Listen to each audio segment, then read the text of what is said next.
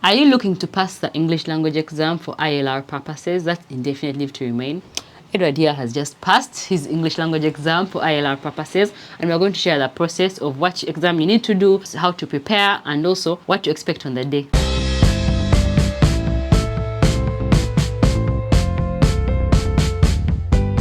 Hi guys, my name is Sisi. I'm a Ugandan medical doctor working in the UK. This here is Edward, who is my husband, and he has just passed his exam. And we thought we'd share that process because when we were going through it, there were many things that we didn't know.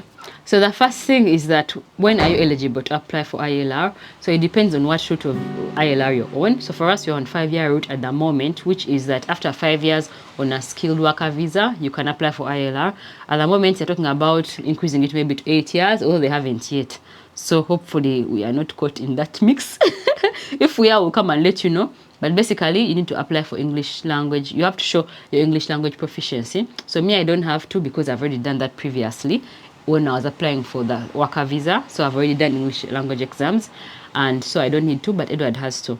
And the exams are called SELT. There are like 4 different types of them. There's one by IELTS, there's one by Pearson VUE, there's one by some university, and there's some other one by I think some other university, I'm not sure. But maybe I'll put them there on the screen. So you just choose any of them that is approved by the Home Office or the gov.uk website. So go to the gov.uk website and they'll give you the links of which ones are acceptable. So there are different prices, and for us, we just chose the one that was nearest to us and that was more affordable. So we didn't get IELTS because IELTS is the most expensive. So we go to the one by Pearson VUE, and it was PTE B1 that we had to do. So first of all, in terms of preparing for the exam, what did you do? Yeah, preparing for the exam, I just relaxed. Yeah, we bought some materials. You remember we bought some exam that is PTE academic, but it was a higher level of English. So we did that, but basically, I don't think it was required. But it gave me the confidence to know that at least I still remember how to, Speak English. Speak English. I speak English, but if you're liking this video up to this point, please give it a like. Yeah, give it a like. I don't know. I can't. Yeah. No, I think so. That the thing is that the bot resource, I don't know if that's necessary. It's because like when you start searching, it's very hard to see information. Like you don't see anyone talking about it. So we checked Facebook groups. I joined Facebook groups, but they were not related to UK. They were showing PTE, but like Australia. There were lots of people that look scammy, that they can give you a certificate, is it without even doing the exam, which we don't recommend. It was very hard to get anything.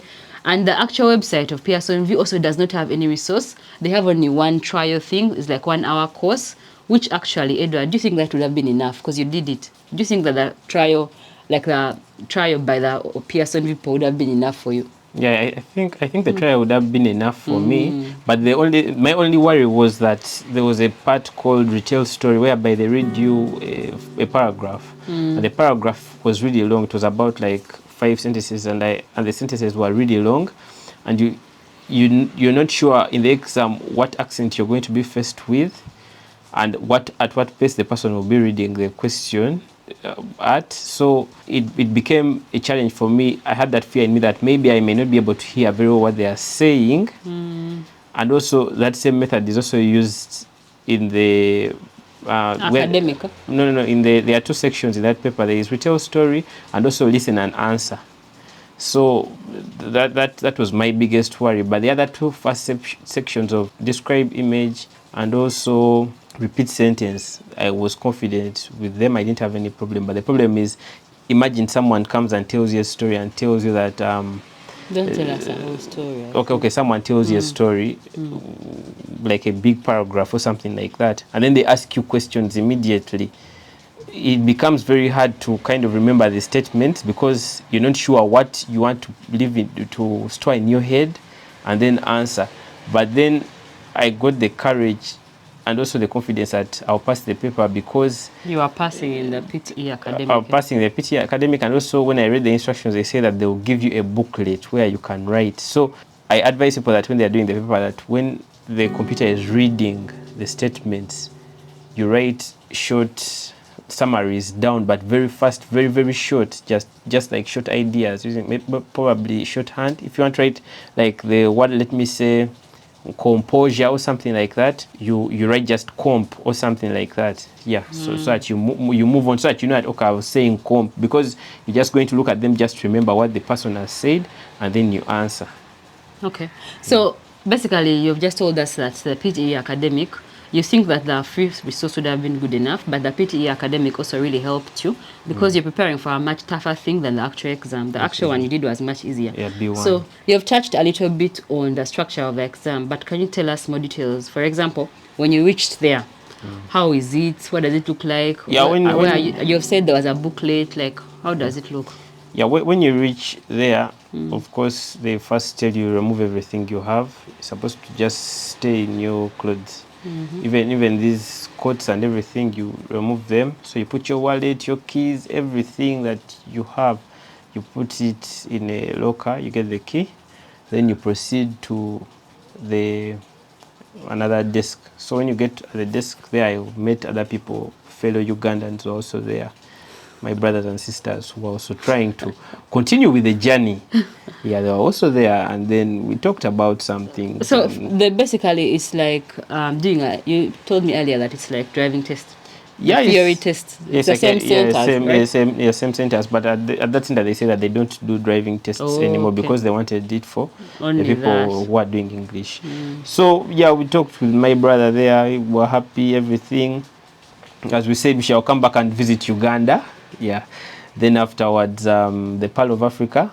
Then we went to the desk, and each person, they captured they don't use fingerprints, they use the palm. The entire palm? Entire palm. So you put on something, they use the palm. I don't know what's the difference. Then afterwards, they fill in all the information, and then you go to the another waiting place. Then you wait, then they call you, and they tell you they scan the palm again, the other side, so they see that the information is in. Then they tell you, give you a number, a computer number. It's like, even on the website you can see the desks where they sit. They are like cubicles, kind of. Cubicles. Something like that. Is it with a laptop? It's a computer. It's a big computer. Oh, okay. Yeah, like desktop computers, but are like flat tower computers. Yeah. Then they give you, reach the desk, everything is there. As they say on the website, you go and find, I confirmed, you find the 2 markers there, they're like pens. You find the booklet, you find wipes if you need to clean your hands. You find ear plugs. Oh, I should have used the ear plugs. Well, at least on one side, because most people are even this side. That's the funny thing. Ear plugs, then the headphones themselves. Yeah, then you have your ID there. I put my passport and BRP also. I had it, but I took it back because I didn't need it. I only needed a passport. Yeah, then you start doing the paper. Then you start. So what's the structure of the paper? How many sections and what's happening in each section? So the first section has 17 questions, as they say in the website.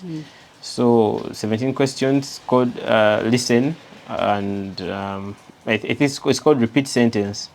So you read a sentence. So ABCD did this. So you repeat it. ABCD this. In a microphone. Do you have a microphone? Yeah, you have a microphone here. And a headset. A headset, yeah. So after doing repeat. And everyone in the hall is doing the same thing. Yeah. But the speakers are different. On the people talking are different. Someone can come. You hear in your own ears. It's not like on a speaker. Yeah, in your ear. So and the thing is that everyone is hearing something different. Like. It's not that you'll be on question number 1 and the other person also do the same question number 1. No, they are different questions. Like the other person, I was hearing people talking different things, cars, what. Like it was so confusing for me. That is the only challenge I faced.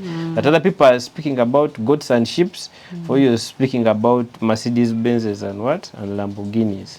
So that sounds difficult. It sounds difficult. Yeah, like because in IELTS, if you've done IELTS listening, they put the listening on the speaker because you're all doing the same test at the same time.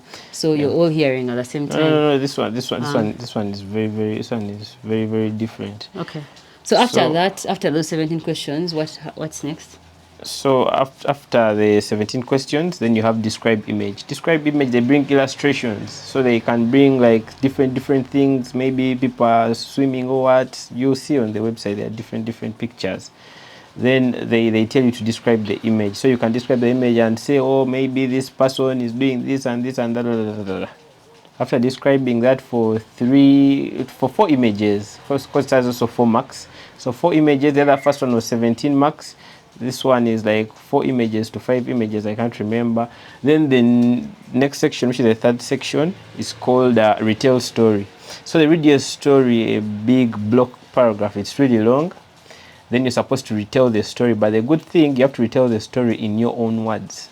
So you retell the story, you say, they tell you A, B, C, D went to X, Y, Z, this, blah, blah, blah, blah, blah. So again, you repeat and say it in your own words. You don't need to repeat it as you've heard it. Just in the first section, you repeat as you've heard. As you've heard, yeah. So this time in retell story, they can say A, B, C, D, this. Then for you come and say C, D, C, C, B, A, and then before you just say your own things, the way you feel or whatever, the way you remember. Okay. Then the final part is listen and answer. So you're listening to a story, then they give you like 3 questions, but then you listen to like 3 stories with different people talking, different. So it's like the pressure is too much. But then because by the time I finished the exam, I didn't know the paper was done. I just went to see the screen was telling me, oh, finished. How long was the exam? The exam is about 30 minutes, including the time they give you to read the instructions. Because they give you the instructions, they tell you how the paper goes and everything like that. Then they give you the 30 minutes. Then you do the paper. So by the time you finish the instructions, it can be like 22 minutes remaining. But roughly you can finish the paper very fast. Because me, when I was starting out, I could answer a question, then I click next before the recording time has finished. But then in the middle of the paper, I got worried. I said, what if I'm clicking next and as if I'm just bypassing and just passing the questions, like moving them away instead of saying that the recording is not going. So I just continued waiting. But then at the end of the exam, I asked the people who are responsible, and they said, no, it's okay. As long as you talk, when you're done, you press next, it's okay. So the faster you press next when you're done, the faster you get finish. Done with the paper. But roughly 12 minutes, you'll be done with the paper. 12 minutes?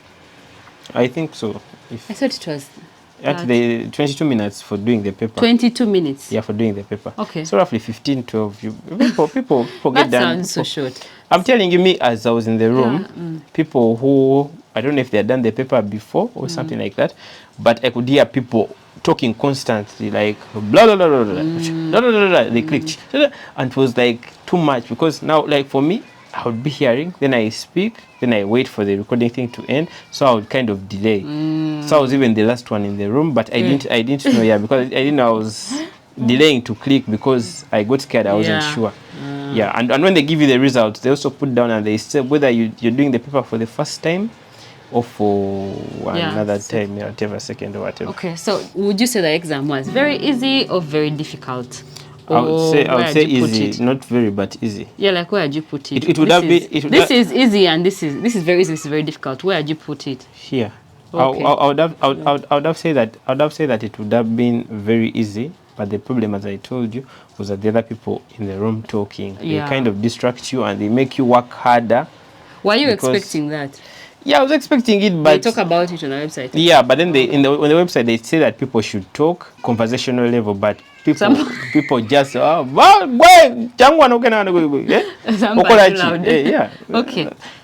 And you can't start telling them, excuse me, reduce. You have to just focus on it. So I think that's a big. I think it would be nice if you're practice in a noisy area. Maybe, I don't know. So how much was the exam? 160 pounds. And IELTS is like 200. So yeah, that's so because mine is like a bit low level, they kind of. No. I mean, IELTS also has an exam that is for this ILR thing. For it, it's 200 pounds. Yeah. Those people are expensive. Yeah. I'm inviting all of you to come over to this side. To do what? PTE? Pearson? Yeah. Okay. You and save that 40 pounds and maybe you buy some matoke. Okay. So, how long are your results valid for? My results are valid for 2 years. Yeah. So, meaning you can apply even like 2 years to ILR, or ideally maybe 1.5, or 1. Yeah, as you know, as I told you that they usually say that results are supposed to come out in 5 working days, but as I was on the bus, I received, because I used the bus, I didn't want to use the car parking and all those things, London and the restrictions in London and all that kind of thing. I said, you know what, let me use the bus and the train. But as I was on the train, I received a message telling me that I've finished doing the test. The email came. Then as I was on the bus back home, they told me the results are here. My heart pumped. I was like, oh my God. I started remembering, you know, hesitating, and those people who are talking, and I was like, oh my God, what did I say? Then all I saw, because they just tell you that you've passed. That's all they say. They don't tell you the marks or yeah. whatever.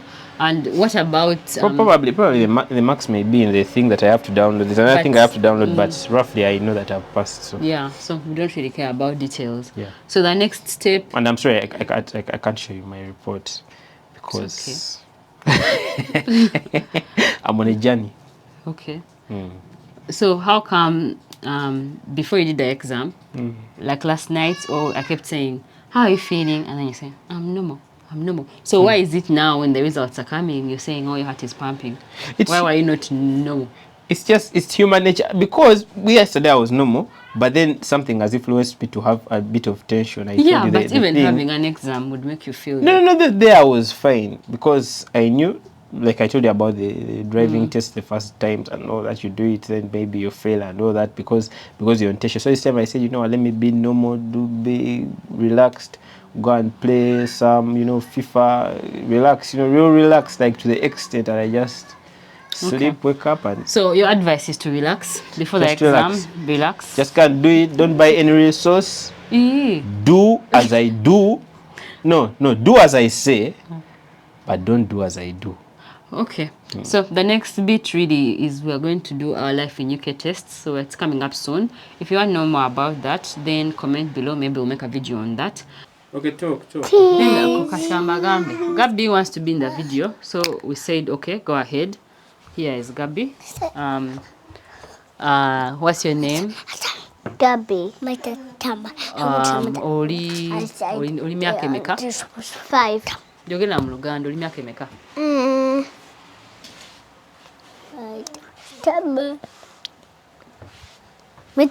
Etaano. Okay. Oyina amaaso ameka? Ani oyo ebiri laba oyo ng'akomawo. Labayo oyo. Maeka.